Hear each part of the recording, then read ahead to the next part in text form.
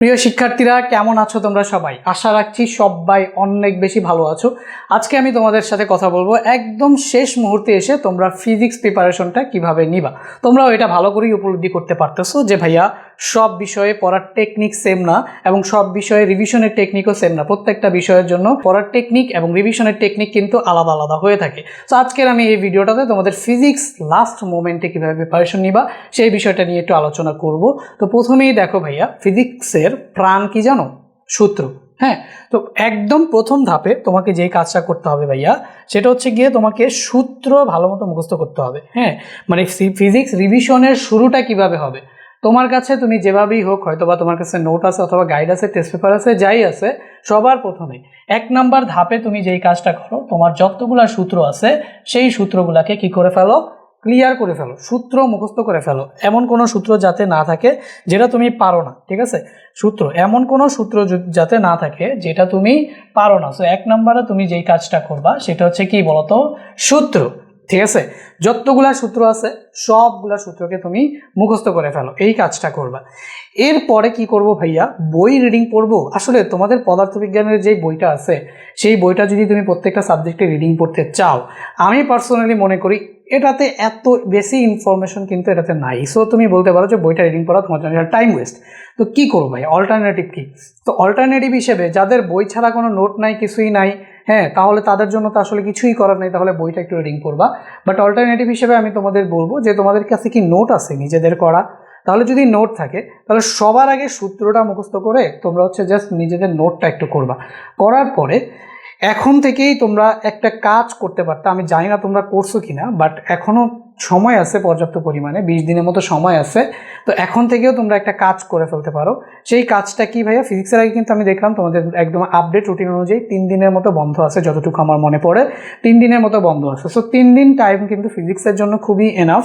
তো একদম পরীক্ষার আগ মুহূর্তে তুমি যে প্রিপারেশনটা নিবে সেটা নিয়ে কিন্তু ভাইয়া আজকে আলোচনা করতেছি। সো এখনও তোমাদের কাছে কিন্তু 17-18 দিনের মতো সময় কিন্তু এখনও আছে। তো এই সময়টার মধ্যে তোমরা যেটা করতে পারো সেটা হচ্ছে ফিজিক্স সাবজেক্টটা প্রথমে তো তোমাকে বললাম সূত্র এবং নোট পড়বা, পাশাপাশি কিছু ম্যাথ তোমাদের হচ্ছে প্র্যাকটিস করতে হবে। তো সেটা করতে পারো যে কারো সাজেশন নিতে পারো। তোমরা যদি আমাকে বলো যে ভাইয়া একদম পরীক্ষার আগ মুহূর্তে কোন প্রশ্নগুলো করে যাব সেটা সম্পর্কে একটু সাজেশন দেন, তাহলে কিন্তু এই ভিডিওটাতে তোমরা কমেন্ট করো, তাহলে আমি নিজে পার্সোনালি তোমাদের জন্য একটা সাজেশন বানাবো, যেই সাজেশনটা ঠিক পরীক্ষার আগ মুহূর্তে তোমরা পড়ে যাবা। সূত্রগুলা পড়বা, তোমাদের কাছে যদি নোট থাকে তাহলে সেই নোটগুলা পড়বা।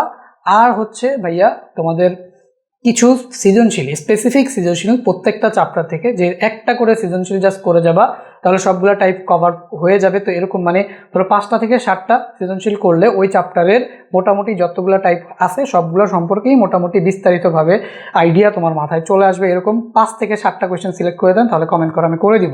আর যদি তোমাদের কাছে অলরেডি তোমরা পুরো টেস্ট পেপার প্র্যাকটিস করে ফেলো, তাহলে তোমরা নিজেরাই বুঝে যাবা যে আসলে শেষ মুহূর্তে এসে যে কতটুকু কোন কোন সৃজনশীল করলে তুমি আসলে একদম পরীক্ষার আগে তুমি যা কিছু পড়ছিল যতগুলো টাইপ আছে মনে পড়ে যাবে। তো এরকমভাবে তুমি এখন যেভাবে প্র্যাকটিস করতেছো, তো তোমার কাছে নিজের কাছেই যদি ফিল হয় যে ভাইয়া এই প্রশ্নটা একটু আলাদা টাইপের, এই প্রশ্নটা একটু আলাদা টাইপের, ওইগুলোর নাম্বার তোমরা ছোট্ট একটা পেজ নাও, ছোট্ট একটা এরকম পেজ নাও। পেজ নিয়ে তুমি হচ্ছে তুমি টেস্ট পেপারের পেজ নাম্বার সহ প্রশ্ন নাম্বার, ধরো 1, 2, 3 এভাবে তোমরা হচ্ছে লিখে রাখো। পেজ নাম্বার সহ প্রশ্ন নাম্বার এগুলোকে সুন্দর করে যদি তুমি লিখে রাখো, তাহলে কিন্তু তোমাদের জন্য এটা খুবই বেনিফিশিয়াল হবে। এক্সামের আগে খুব অল্প সময়ে তুমি হচ্ছে এই প্রশ্নগুলা পড়ে ফেলতে পারবা, তুমি রিভিশন হয়ে যাবে। তো প্রথমে কি বললাম, সূত্র, তারপর হচ্ছে নোট পড়বা, তারপর হচ্ছে কি করবা, নোট পড়বা। নোট পড়ে সৃজনশীল প্রশ্নের জন্য বললাম এখন থেকেই সৃজনশীল কোনগুলা করবা, পরীক্ষা ঠিক আগের দিন রাতে সৃজনশীল কোনগুলা করবা সেই সৃজনশীলগুলোকে দাগায় রাখো, ঠিক আছে?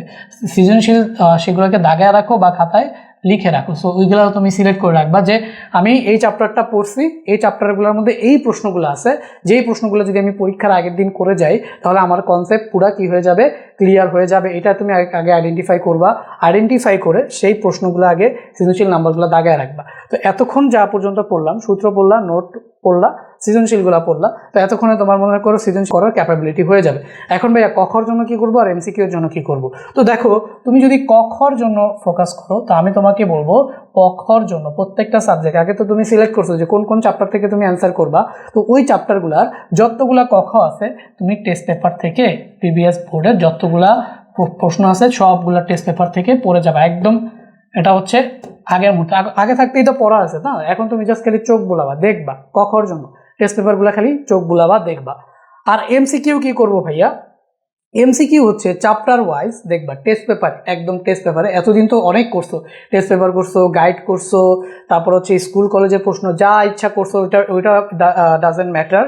লাস্ট মোমেন্টে কি করবা, লাস্ট মোমেন্টে আমি তোমাকে বলবো টেস্ট পেপারের সাজেশন পার্টে দেখবা প্রত্যেকটা চ্যাপ্টারের 40টা 30টা 40টা 50টা করে এমসিকিউ দেওয়া থাকে। তো টেস্ট পেপারের সেমভাবে এই এমসিকিউগুলোও দেখে যাবা, তাহলে টেস্ট পেপার থেকে শুধুমাত্র ক খ প্রশ্নগুলো দেখে যাবা, টেস্ট পেপার থেকে শুধুমাত্র এমসিকিউ প্রশ্নগুলো দেখে যাবা। তো এখন থেকে যদি তোমরা পদার্থবিজ্ঞান পড়ো তাহলে এই জিনিসগুলোকে তোমরা একদম ফিক্স করে রাখো যে ভাই সৃজনশীল আমি একদম পরীক্ষার আগের দিন রাতে করে যাব, কোনগুলা করে যাব সেগুলোকে আমি দাগায় রাখবো, সবগুলার সূত্র আমি সুন্দর করে ম্যানেজ করে রাখবো যাতে আমি যে কোনো সময়ে এই সূত্রগুলা আমার কাছে থাকে অ্যান্ড আমি রিভিশন দিতে পারি। তাহলে এই যে সূত্রগুলা ম্যানেজ করে রাখবা। আর যদি নোট থাকে তাহলে সেই নোটটাকে একটুখানি পড়ে কনসেপ্টগুলা ঝালাই করার ট্রাই করবা। আর এই ভিডিওতে আমি তোমাদের জন্য আসলে 5 থেকে 6টা চ্যাপ্টার ওয়াইজ এমসিকিউ, খুবই ইম্পর্টেন্ট যে চ্যাপ্টারগুলো আছে সেগুলো আমি তোমাদের chapter wise one shot MCQ দিতে চাই ফিজিক্সের উপরে। তো সেই ক্লাসগুলো যদি করতে চাও তাহলেও কিন্তু এই ভিডিওটাতে কমেন্ট করে জানাও যে ভাই ক্লাসগুলো করতে চাই, তাহলে আমি আরও গুরুত্ব সহকারে তোমাদের জন্য সেগুলোকে বানাবো। আর গণিতের, সাধারণ গণিতের উপপাদ্য নিয়ে কিন্তু অলরেডি আমি তোমাদের ক্লাস দিচ্ছি, একটা পার্ট দিচ্ছি, আরও 2টা পার্ট হয়তোবা এই 3-4 দিনের মধ্যেই বাকি 2টা পার্ট পেয়ে যাবা। আর সম্পাদ্য রিলেটেড 10 মার্কের কমন পাওয়ার জন্য যা যা আছে সব কিন্তু আমি এই তোমার প্রিভিয়াসলি করিয়ে দিয়েছি। যদি সেই ভিডিওগুলোও কেউ পেতে চাও তাহলে এই চ্যানেলটা একটু ভিজিট করো, চ্যানেলটা সাবস্ক্রাইব করো, অথবা কমেন্ট করলেও তোমাদের কমেন্টের রিপ্লাই আমি সেই ভিডিওগুলোর লিঙ্ক দিয়ে দিব। তো সবাই মনোযোগ দিয়ে পড়াশোনা করতে থাকো, দেখা হবে পরবর্তী কোনো ভিডিওতে, ততক্ষণ পর্যন্ত সবাই ভালো থাকবে, আল্লাহ হাফেজ।